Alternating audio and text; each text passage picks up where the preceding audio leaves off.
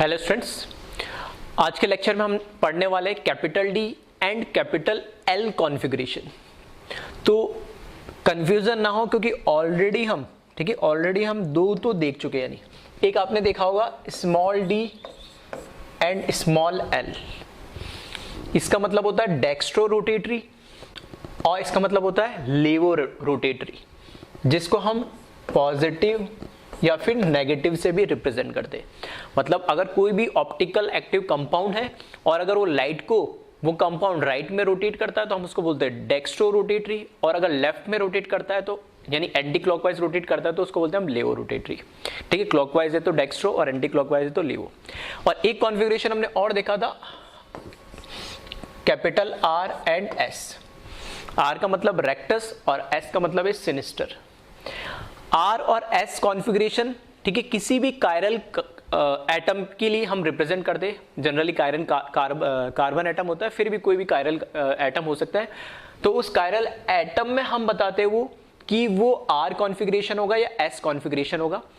Ultimately अगर कोई compound chiral centre है या कायरल कार्बन है तो उसकी मिरर इमेज एस बनती है, और अगर एस है तो उसकी मिरर इमेज आर बनती है। ठीक है, तो दो कॉन्फ़िगरेशन, एक थोड़ा सा ओवरव्यू दिया है मैंने कि एक तो डी स्मॉल डी और स्मॉल एल कॉन्फ़िगरेशन हमने पढ़ा है, और एक कैपिटल आर और कैपिटल एस कॉन्फ़िगरेशन पढ़ा है। ये कोई भी कंपाउंड है वो लाइट को कैसे रोटेट कर रहा है, क्लॉकवाइज या एंटी क्लॉकवाइज, वो बता रहा है। और ये कोई भी कायरल सेंटर है वो कैसा है, रेक्टस या सिनिस्टर है, वो बताता है। अब ये जो कैपिटल एल और कैपिटल डी और कैपिटल एल है, इसका स्मॉल डी और स्मॉल एल से, ठीक है, स्मॉल डी और स्मॉल एल से कोई लेना देना नहीं है। ठीक है, इसमें और इसमें कोई रिलेशन नहीं है। ये स्मॉल डी स्मॉल एल अलग चीज है और कैपिटल डी और कैपिटल एल अलग चीज है। पहले तो क्लियरिफाई कर दे, है ना। तो ऐसा नहीं है कि गलती से कहीं कैपिटल डी लिख दिया और कहीं स्मॉल डी लिख दिया। अगर कैपिटल डी लिखा तो उसका मीनिंग अलग है, स्मॉल डी लिखा तो उसका मीनिंग अलग है, कैपिटल एल मतलब अलग है और स्मॉल एल मतलब अलग है। ठीक है, तो लिखते समय बिल्कुल ध्यान रखें। तो ये दो कॉन्फ़िगरेशन हम ऑलरेडी देख चुके हैं, उससे इनका कोई लेना देना नहीं है। अब ये कैपिटल डी और कैपिटल एल क्या है उसकी हम बात कर लेते हैं। कैपिटल डी और कैपिटल एल कॉन्फ़िगरेशन क्या है? It is a relative configuration. ये एक रिलेटिव कॉन्फ़िगरेशन है। रिलेटिव कैसे है वो अभी हम देखते हैं। This nomenclature is based upon the position of OH, ठीक है, अल्कोहल वाला OH या हाइड्रोक्सी, एंड NH2 मतलब अमाइन वाला group from the highest priority carbon atom in the Fischer projection. ये नॉमेनक्लेचर किसके बेसिस पे दिया जाता है? पहला तो जो कंपाउंड है वो किसके अंदर होना चाहिए? वो कंपाउंड होना चाहिए यहाँ पर फिशर प्रोजेक्शन के अंदर। ठीक है, किस में होना चाहिए? वो फिशर प्रोजेक्शन के अंदर होना चाहिए। ठीक है, कन्वर्जन क्या है वो हम कर लेंगे।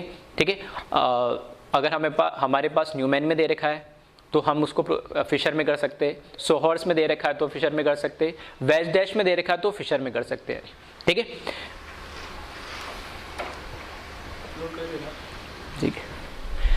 ठीक है। अब यहां पर बात आ रही है कि फिशर प्रोजेक्शन में होना चाहिए पहली बात तो कंपाउंड। उस फिशर प्रोजेक्शन के अंदर OH और NH2 ग्रुप, इसके लिए ही हम D और L कॉन्फ़िगरेशन क्या करते हैं, हम रिप्रेजेंट करते हैं। आइदर OH या NH2 हो सकता है, दोनों भी हो। ठीक है, तो कैसे करेंगे वो देखेंगे। और उसमें क्या होता है, एक हाईएस्ट प्रायोरिटी कार्बन एटम जरूर होता है। हाईएस्ट प्रायोरिटी कार्बन एटम का मतलब होता है किसी ना किसी एक कार्बन को हम क्या देंगे, प्रायोरिटी देंगे, और उसके अकॉर्डिंग देखा जाएगा कि वहां पर ये OH या NH2 कहां पर लगा हुआ है। ठीक है, क्या मतलब है, एग्जांपल से थोड़ा और क्लियर होगा। तो यही लिखा है, this nomenclature is based upon the position of OH and NH2 group from the highest priority carbon atom in the Fischer projection. तो फिशर प्रोजेक्शन में हाईएस्ट प्रायोरिटी कार्बन एटम से OH किस पोजीशन पे लगा हुआ है या NH2 किस पोजीशन में लगा हुआ है, आइदर लेफ्ट में लगा हुआ है या राइट में लगा हुआ है, उसके अकॉर्डिंग हम ये नोमेनक्लेचर देते हैं। नेक्स्ट जो इसमें पॉइंट दे रखा है वो दे रखा है, if compound containing either OH और NH2 which bonded with chiral atom, ठीक है, which bonded with chiral atom, then it is called capital D configuration. ठीक है, then it is called capital D configuration.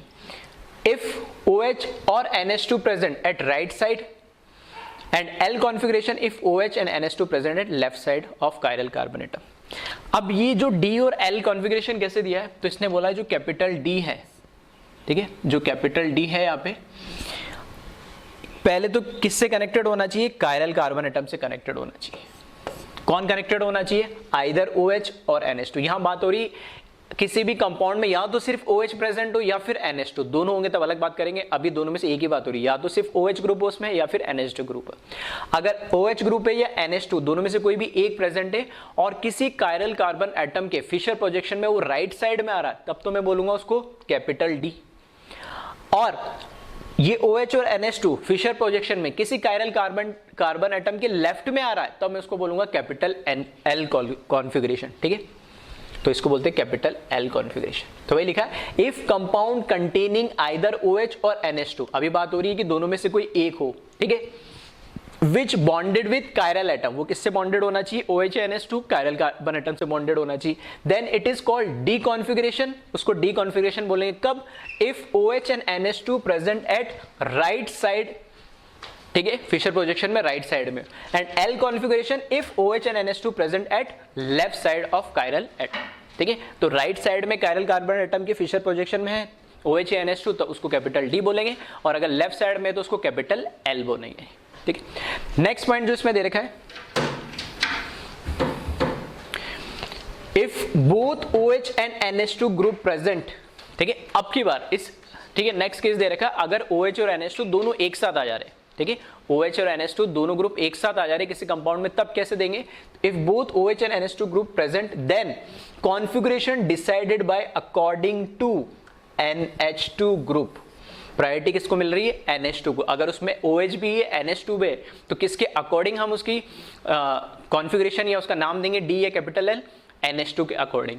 NH2 देखेंगे किसी chiral carbon atom से लगा हुआ है, वो राइट में है तो कैपिटल D, लेफ्ट में है तो कैपिटल L, OH को उसमें कंसिडर नहीं करेंगे। ठीक है, लास्ट पॉइंट दे रखा, if more than one OH और NH2 group present then configuration decided according to OH और NH2 group bonded with last chiral atom from priority atom. तीन केस हो गए, यानी सिर्फ एक OH हो या सिर्फ एक NH2 हो, दोनों में से कोई भी एक।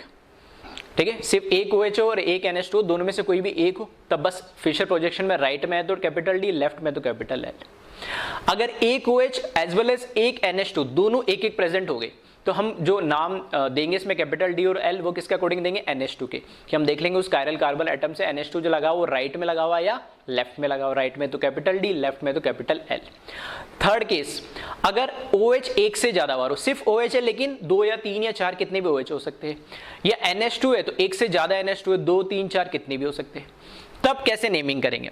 एक OH होता है तो राइट लेफ्ट देख लेते हैं, तब हम क्या होता है उसमें एक प्रायोरिटी कार्बन होता है या प्रायोरिटी एटम होता है, उस प्रायोरिटी एटम से हम नंबरिंग करेंगे 1 2 3 4 5। तो 1 2 3 से वो जो प्रायोरिटी एटम होगा उससे जितना दूर हो सकता है उतना दूर वाला कायरल एटम देखेंगे जिससे OH या NH2 लगा हुआ है। उसके बीच में हो सकते हैं कई सारे पे OH या NH2 लगे हुए होंगे, लेकिन जैसे सारे या तो OH होंगे या सारे NH2 होंगे, तो एग्जांपल के मैंने OH ले लिया, तो सारे क्या लगे हुए होंगे हमारे पास, OH लगे हुए होंगे। तो उस प्रायोरिटी एटम से सबसे दूर वाला कायरल कार्बन एटम मेरे को कंसीडर करना है, और उससे सबसे दूर कायरल कार्बन एटम का जो OH होगा उसको देखना है मुझे कि वो राइट में या लेफ्ट में। अगर राइट में आ रहा है तो मैं उसको कैपिटल D बोलूंगा, और लेफ्ट में आ रहा है तो कैपिटल L बोलूंगा। ठीक है, तो ये D एंड कैपिटल L के कॉन्फ़िगरेशन के कुछ रूल्स है जो हमने यहाँ पे समझे। एग्जाम्पल से और ज्यादा बेटर इसको समझते, तो ये पहले तो आप इनके जो पॉइंट्स लिखे इनको आप कॉपी कर ले एक बार। ठीक है, D and capital L configuration, video pause करके इसको कॉपी कर ले।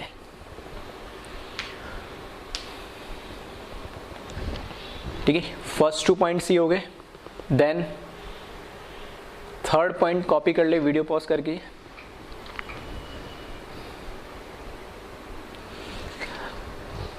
देन लास्ट 2 पॉइंट जो है वो कॉपी कर ले।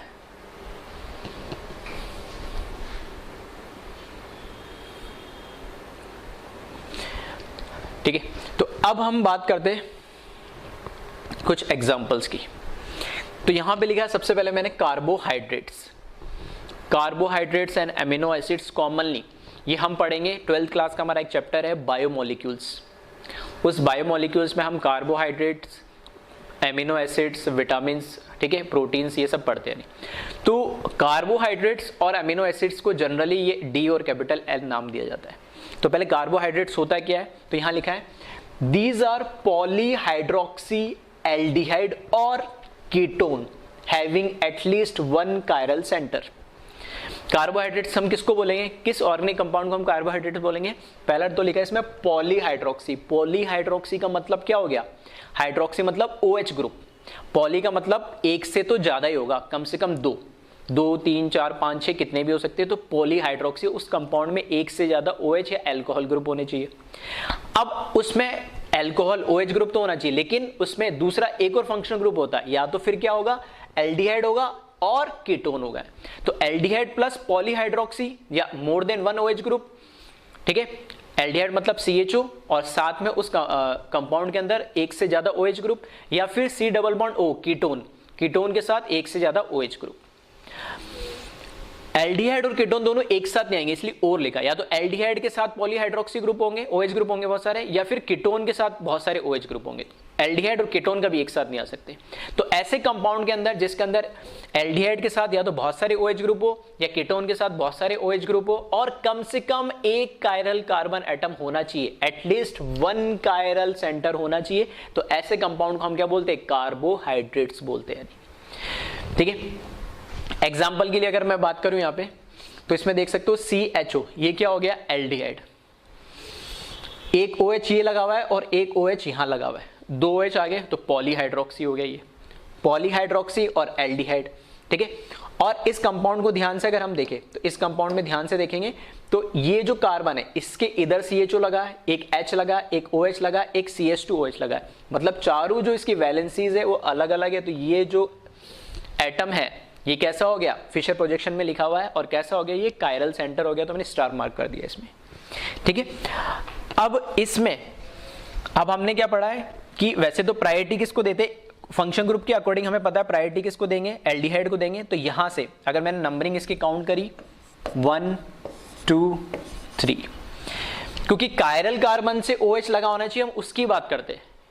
ठीक है, कार्बोहाइड्रेट्स में तो OH आएगा, अमीनो एसिड्स में NH2 आएगा, तो हमने बोला OH तो यहाँ पे भी लगा है, OH तो यहाँ पे भी लगा है। तो फिशर प्रोजेक्शन हमने जब ड्रॉ करा, फिशर प्रोजेक्शन के अंदर OH किससे कनेक्टेड होना चाहिए, कायरल कार्बन से, तो कायरल कार्बन से यहाँ पे भी है, लेकिन वो कायरल कार्बन नहीं है। अब फिशर प्रोजेक्शन में ये राइट साइड में आ रहा OH, तो इसको क्या दूंगा, कैपिटल D। ठीक है, इसको क्या दूंगा मैं कॉन्फ़िगरेशन में, कैपिटल D, तो ये हो जाएगा कैपिटल D कॉन्फ़िगरेशन। किसके अकॉर्डिंग डिसाइड करा, यहाँ पे हमने डिसाइड करा इस OH के अकॉर्डिंग। सही है, तो ऐसे ही अगर ये इसके पास में दूसरा एग्जांपल अगर हम देखें, तो दूसरा एग्जांपल देखें तो वापस से CHO एल्डिहाइड, एक OH और 2 H, पॉलीहाइड्रोक्सी हो गया, तो ये क्या हो गया, कार्बोहाइड्रेट हो गया। और कार्बोहाइड्रेट में अगर ध्यान से देखें तो ये हो गया कार्बन एटम, एल्डिहाइड को 1 देंगे, फिर ये 2 और ये 3, जो 2 एटम नंबर 2 है, फिर से ये कैसा हो गया, हमारे पास कायरल सेंटर हो गया, कायरल एटम हो गया, हाइड्रोजन अलग, CHO अलग, OH अलग, CH2OH, चारों ग्रुप अलग हो गए चारों, तो ये कैसा हो गया, कायरल सेंटर हो गया। और फिर से इसमें कायरल सेंटर पे जो OH लगा हुआ है वो क्या लगा हुआ है, लेफ्ट साइड में, लेफ्ट साइड में लगा हुआ है, तो इसको हम क्या देंगे, कैपिटल L कॉन्फ़िगरेशन। ठीक है, ये कैपिटल D और कैपिटल L। अब जब अगर इसका मेरे को नाम लिखना हो, तो नाम लिखते समय ये जो कंपाउंड है ना, इसको बोलते हैं ग्लिसरॉल्डिहाइड। ठीक है, इसको क्या बोलते हैं, ग्लिसरॉल्डिहाइड। तो इसका नाम लिखते समय फिशर प्रोजेक्शन में मुझे पता लग जाएगा, तो ये क्या हो जाएगा, कैपिटल D तो है ही, और साथ में ऐसे डैश लगा के इसका नाम लिख दिया जाता है ग्लिसरॉल्डिहाइड।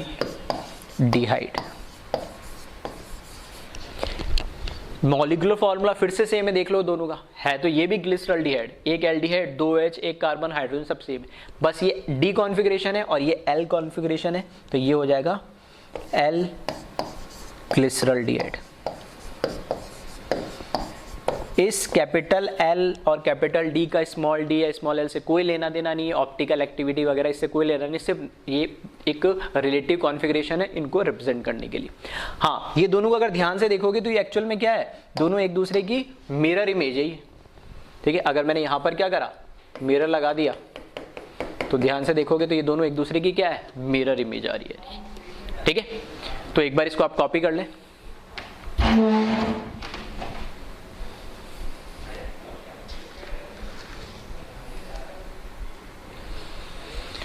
फिर देखिए आगे नेक्स्ट एग्जांपल, इस वाले के अंदर ध्यान से देखेंगे तो फिर से CHO एल्डिहाइड आ गया, OH OH OH 3 OH आ गए तो पॉलीहाइड्रोक्सी हो ही रहा है, एल्डिहाइड आ गया, एल्डिहाइड को नंबर देंगे 1, फिर 2, ये 3 और ये 4। ठीक है, इसमें देख लो कायरल कार्बन कोई है क्या, तो ये तो होगा नहीं, ये 2 को देखोगे तो चारों ग्रुप अलग है, CHO अलग है, OH अलग है, ये H अलग है और ये पूरा ग्रुप एक हो गया। 3 पे देखोगे तो H अलग है, OH अलग है, CH2OH अलग है, तो ये भी कायरल, 2 कायरल सेंटर आगे, 2 कायरल कार्बन आगे। अब इस कायरल कार्बन से भी OH लगा हुआ है और इस कायरल कार्बन से भी OH लगा हुआ है, तो जो हमने जो थर्ड, ठीक है, जिसमें हमने बोला था पॉलीहाइड्रोक्सी या जिसमें मोर देन 1 क्या आ जाए, OH या NH2 ग्रुप आ जाए, तो एक OH OH 3 OH आ रहे हैं, लेकिन किससे होना चाहिए OH कनेक्टेड, कायरल सेंटर से, तो ये भी कायरल से, ये भी कायरल से, तो फिर किसको कंसीडर करें, प्रायोरिटी जिस एटम को हमने प्रायोरिटी दी, किसको दी है, एल्डिहाइड को, तो इससे सबसे दूर वाला कायरल सेंटर कौन सा है, ये 3 वाला, तो इस 3, ये जो 3 थर्ड नंबर वाला जो कार्बन है, जो कायरल खुद कायरल सेंटर है, ये डिसाइड करेगा कि इसका कॉन्फ़िगरेशन D होगा या L होगा। इस कायरल कार्बन पे अगर ध्यान से देखोगे तो यहाँ पे जो OH लगा हुआ है वो कहाँ लगा हुआ है, राइट साइड में लगा हुआ है, तो इसके अकॉर्डिंग इसका जो कॉन्फ़िगरेशन हो जाएगा वो क्या हो जाएगा, कैपिटल, ठीक है, कैपिटल D हो जाएगा, ठीक है, ये कैपिटल D कॉन्फ़िगरेशन हो जाएगा। फिर से देख लेना ध्यान से, ऊपर से जो एल्डिहाइड दे रखा है, ठीक है, ऊपर से जो एल्डिहाइड दे रखा है वो प्रायोरिटी कार्बन होगा, वहां से हमने नंबरिंग करी। OH तो 3 जगह लगे हुए, लेकिन OH किससे कनेक्टेड होना चाहिए, कायरल कार्बन से, तो ये भी कायरल से, ये भी कायरल से। फिर कैसे डिसाइड करेंगे, तो जो प्रायोरिटी एटम है उससे दूर कौन है, यहाँ से दूर, ये सेकंड थर्ड वाला है, 2 वाला तो इसके पास में आ गया, तो यहाँ से डिसाइड करा अपनी कैपिटल D। ठीक है, तो कॉपी करें वीडियो पॉज करके। नेक्स्ट एग्जांपल देखें, अब की बार यहां पर क्या है, इसमें ध्यान से देखोगे तो इसको मैं लिख रहा हूं 1, इसको लिख रहा हूं 2, ये हो गया 3। अब यहां पे कार्बन नहीं, 4th कार्बन यहां पर आ गया है अब की बार, ठीक है, फिशर प्रोजेक्शन में यहां पर आ गया। तो अब कैसे डिसाइड करें हम इसमें, तो अब कैसे डिसाइड करें, तो इसको क्या करना पड़ेगा हमें, ये जो कार्बन है ना, इसको इस वर्टिकल लाइन पे लाना पड़ेगा हमें। वर्टिकल लाइन पे लाने के लिए, ठीक है, वर्टिकल लाइन पे लाने के लिए हमें क्या कराना पड़ेगा, इसमें एक्सचेंज कराने पड़ेंगे। यानी हमने पढ़ा है कि जब ऑड नंबर ऑफ एक्सचेंज होते तब मॉलिक्यूल का कॉन्फ़िगरेशन क्या हो जाता है, चेंज हो जाता है।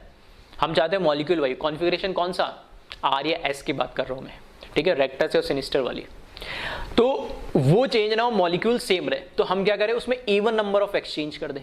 इवन नंबर ऑफ एक्सचेंज कैसे करेंगे, तो देखिए इसमें कहीं से भी कर सकते, कोई फर्क नहीं पड़ता है। मुझे क्या चाहिए अल्टीमेटली, ये जो कार्बन है ना, मैं चाह रहा हूं इसको यहां पे लाने के लिए, वर्टिकल पोजीशन पे लाने के लिए, और OH इधर आ जाए, ऐसा हो जाए, ठीक है, इस हॉरिजॉन्टल लाइन पे OH आ जाए, तब मैं डिसाइड कर सकता हूं कि हाँ वो लेफ्ट में या राइट में कायरल से कनेक्टेड है या नहीं है, ठीक है। तो इसको एक्सचेंज करने के लिए पहला एक्सचेंज मैंने क्या करा, यहां पर इन दोनों को आपस में एक्सचेंज कर दिया। ये एक एक्सचेंज है, एक एक्सचेंज करेंगे तो जो मॉलिक्यूल है वो कैसा बन जाएगा हमारे पास, ये CHO, यहां पर इस OH में कोई चेंज नहीं आएगा, इस H में कोई चेंज नहीं आएगा, ये H भी एज इट इज रहेगा। एक्सचेंज करा तो यहां पर आ गया CH2OH, ये पूरा ग्रुप इधर आ जाएगा और यहां पर OH इधर। ये एक एक्सचेंज हुआ, लेकिन एक एक्सचेंज करने से तो क्या है, यहाँ पर कॉन्फ़िगरेशन चेंज हो जाता है और मॉलिक्यूल कॉन्फ़िगरेशन चेंज नहीं होना चाहिए, तो हम क्या कह रहे हैं, इसमें एक एक्सचेंज और कर दे। अब एक्सचेंज ऐसे करना है मुझे कि ये कार्बन तो इधर ही रहे, इसमें एक्सचेंज ना हो, ठीक है, इस एटम के अलोंग में चेंज कर रहा हूं, तो ये वाला ग्रुप इधर ही रहे, तो किस में एक्सचेंज करूं, इन दोनों को आपस में एक्सचेंज कर दूं, तो इन दोनों को मैंने आपस में एक्सचेंज कर दिया। ठीक है, करने में तो डायरेक्ट भी कर सकते थे, लेकिन फिर भी मैंने क्या करा, 2 स्टेप में इसको बता दिया। तो जब इसको आपस में एक्सचेंज करेंगे तो ये मॉलिक्यूल बन जाएगा आप में, एक एक्सचेंज और करने पे कन्वर्ट हो जाएगा, ये हो जाएगा CHO, ये OH as it is, H as it is, यहां पर अब की बार OH आ जाएगा और यहां पर H, और ये CH2OH आ जाएगा। ठीक है, तो हमने क्या करा, यहां पर 2 एक्सचेंज करें। 2 एक्सचेंज क्यों करें, ताकि उसका कॉन्फ़िगरेशन चेंज ना हो, कॉन्फ़िगरेशन चेंज ना हो, इसलिए हमें 2 एक्सचेंज करने पड़े ताकि molecule as it is same रहे, उसमें हमने कोई चेंज नहीं करा ओरिजिनली जो हमें क्वेश्चन में दे रखा था। तो चाहते तो डायरेक्ट कर सकते थे, एक बार इसको इधर चेंज करो और इसकी पोजीशन कार्बन को इधर लाना था, फिर आपस में कर दो यानी, ठीक, कैसे भी। तो अल्टीमेटली हमारा गोल क्या था, इस कार्बन को इधर वर्टिकल लाइन पे लाने, ठीक है। तो ये अपना ओएस तो चला जाए, तो एक एक्सचेंज ये करा, 2 एक्सचेंज हो गए ओवरऑल, तो ये मॉलिक्यूल ये बन गया, तो ये वही बनेगा जो ओरिजिनल हमें दिया हुआ है। अब इसमें जो रूल था वो लगा दिया। तो जब इसमें रूल लगाएंगे तो इसमें नंबरिंग करूंगा मैं यहाँ से 1 2 3 4, ठीक है। अब इसमें देख ले कायरल सेंटर कौन कौन से, तो ये वाला कायरल सेंटर है 2 नंबर वाला H CHO OH और ये पूरा ग्रुप अलग। थर्ड पे देखिए तो OH H CH2OH अलग और पूरा ग्रुप अलग, तो 2 और 3 दोनों कैसे हो गए, कायरल सेंटर हो, ठीक है। पीछे वाले क्वेश्चन में कन्वर्ट हो गया।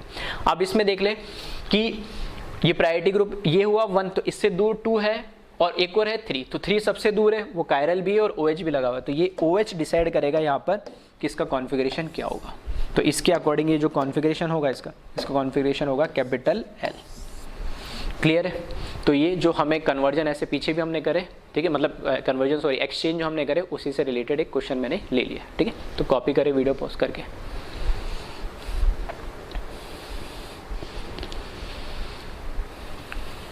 फिर देखते हैं हम आगे, ये तो बात करी हमने कार्बोहाइड्रेट्स की, ठीक है। फिर आगे हम बात करते हैं एमिनो एसिड्स की। एमिनो एसिड की अगर बात करें तो एमिनो एसिड्स क्या होते हैं, तो एक बेसिक आइडिया दे रहा हूँ, वैसे तो बायोमोलिक्यूल्स में हम डिटेल में पढ़ेंगे। It consist of amino as well as carboxylic acid. इसके नाम से पता लग रहा है, एक तो अमीनो का मतलब है इसमें अमाइन ग्रुप है, और एसिड से यहाँ पर कौन सा एसिड, कार्बोक्सिलिक एसिड से मतलब है अमीनो एसिड्स। तो अमाइन प्लस कार्बोक्सिलिक एसिड मिलके क्या बनाता, अमीनो एसिड्स।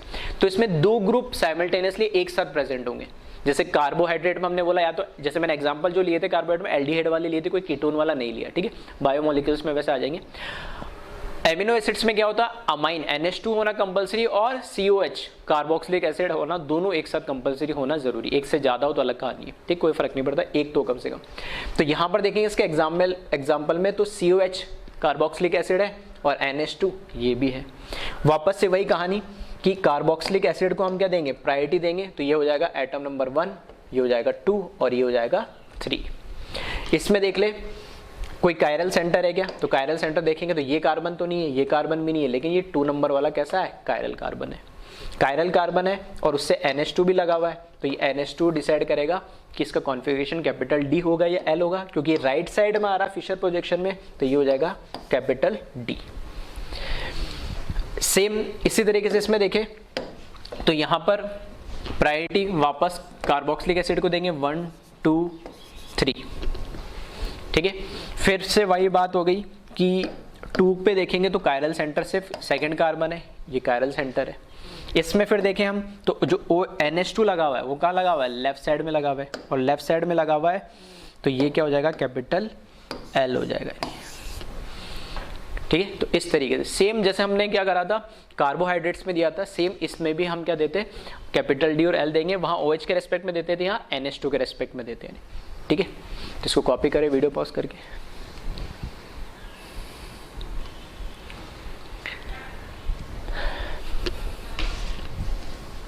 ठीक है, एक और एग्जांपल देखें इसमें।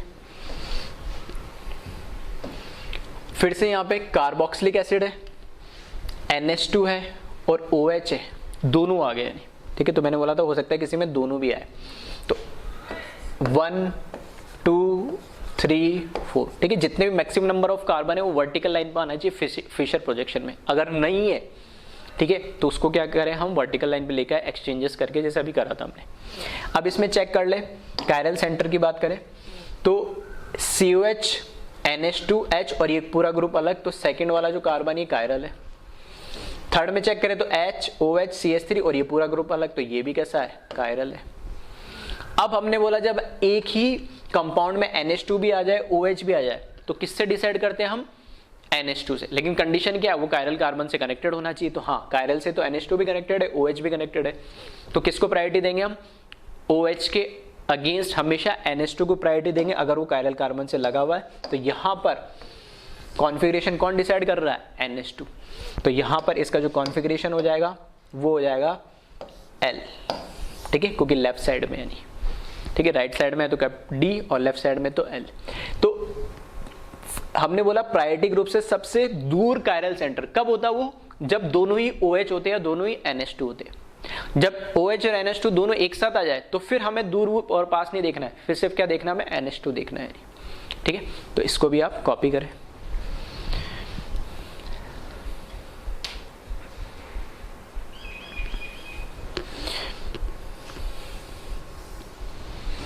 फिर देखिए इसके बाद नेक्स्ट एक टर्म पहली बार सुना हुआ अलग सा नाम है एपिमर। ठीक है, फिर से बायोमोलिक्यूल्स में पढ़ेंगे, वहाँ पे भी फिर से हम समझेंगे, लेकिन एक आइडिया आपको दे देता हूँ ताकि वहाँ पढ़े तो थोड़ा अजीब ना लगे ना। और अभी क्योंकि हम ऑप्टिकल आइसोमर पढ़ रहे हैं तो उससे रिलेट भी कर पाओगे। एपिमर का मतलब क्या है, those diastereomers in which configuration of, ठीक है, those diastereomers in which configuration of only one chiral centre is different.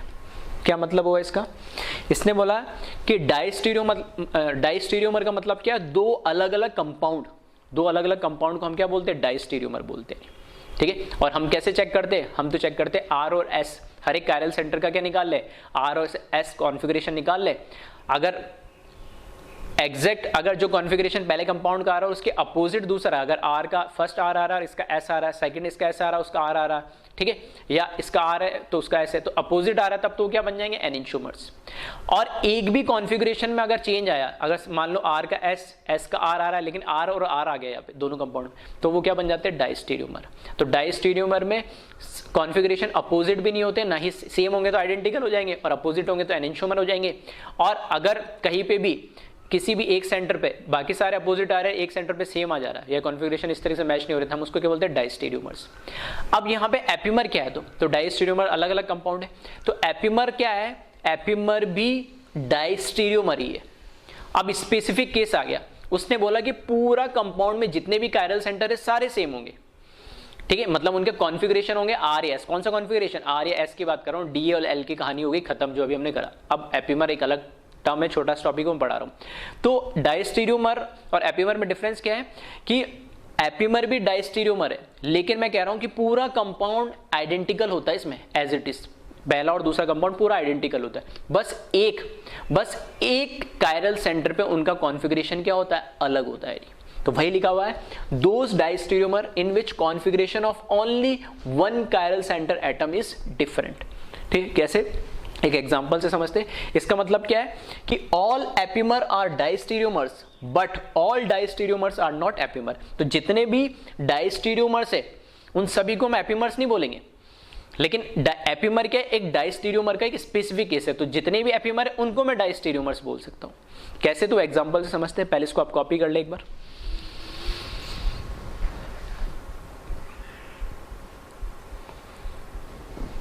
ठीक है, तो एग्जांपल देखिए इसका, दो कंपाउंड दिए मैंने यहाँ पे 1 और 2। ठीक है, ये फर्स्ट कंपाउंड है, ये सेकंड कंपाउंड है। तो फर्स्ट और सेकंड कंपाउंड में हमें क्या करना है, रिलेशन बताना है क्या है। ठीक है, एनेंशियोमर है, आइडेंटिकल है, या डाइस्टीरियोमर से। तो हम कैसे चेक करेंगे, तो पहले तो इसमें अगर मैं बात करूं, यहाँ पर चेक कर ले, इसमें ये वाला कार्बन है, ठीक है, ये कायरल कार्बन है, CHO HCl और पूरा ग्रुप अलग। इसकी बात करूं तो ये भी कायरल कार्बन है, HOH, ये पूरा ग्रुप अलग और ये पूरा ग्रुप अलग। इसकी बात करूं तो ये भी कैसा है, कायरल कार्बन है, H अलग, Br अलग, CH2 अलग और ये पूरा ग्रुप अलग। तो 3 कायरल सेंटर है इसमें। सेकेंड वाले इसमें अगर मैं बात करूं कंपाउंड में, तो यहां देखिए ये भी कायरल सेंटर है, HCl CHO पूरा ग्रुप अलग, OH H नीचे वाला ग्रुप अलग, ऊपर वाला ग्रुप अलग, तो ये भी कायरल सेंटर है।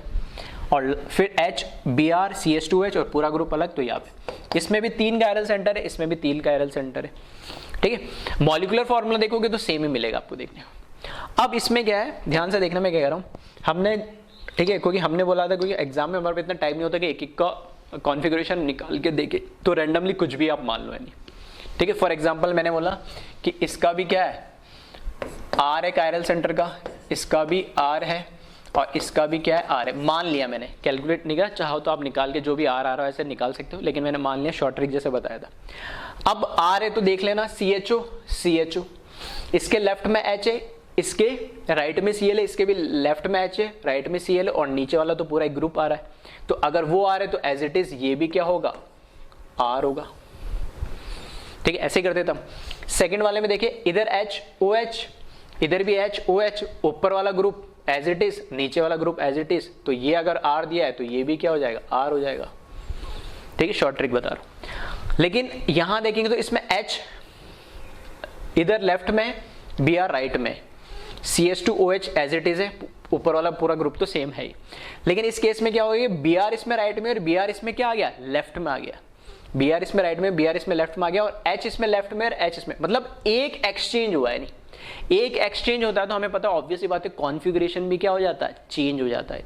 तो अगर ये मैंने R माना है तो ये अपने आप क्या हो जाएगा, S हो जाएगा।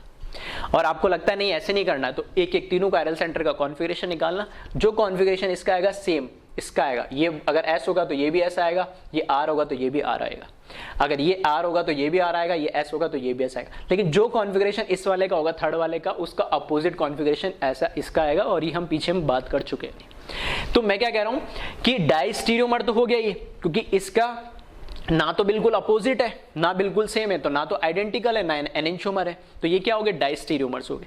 अब मैंने बोला एपिमर क्या है, एपिमर स्पेसिफिक केस ऑफ डाइस्टीरियोमर हो गया, जिसके अंदर सिर्फ एक कायरल सेंटर पे कॉन्फ़िगरेशन चेंज होता है। देखोगे सब दोनों के कॉन्फ़िगरेशन सेम है, सिर्फ एक इस कायरल सेंटर पे एक कॉन्फ़िगरेशन चेंज है, तो ऐसे कंपाउंड को हम क्या बोलते हैं, ऐसे कंपाउंड के पेयर को हम बोलते हैं एपिमर्स, जिसमें सारे मॉलिक्यूलर फॉर्मूला तो सेम होगा, सारा जो कॉन्फ़िगरेशन होगा सारे कायरल सेंटर का सेम होगा, सिर्फ और सिर्फ ठीक है एक कायरल सेंटर पे उसका कॉन्फ़िगरेशन चेंज होगा। ऐसे कंपाउंड्स के पेयर को हम एपिमर्स बोलते हैं। ठीक है, तो कॉपी करिए एग्जांपल।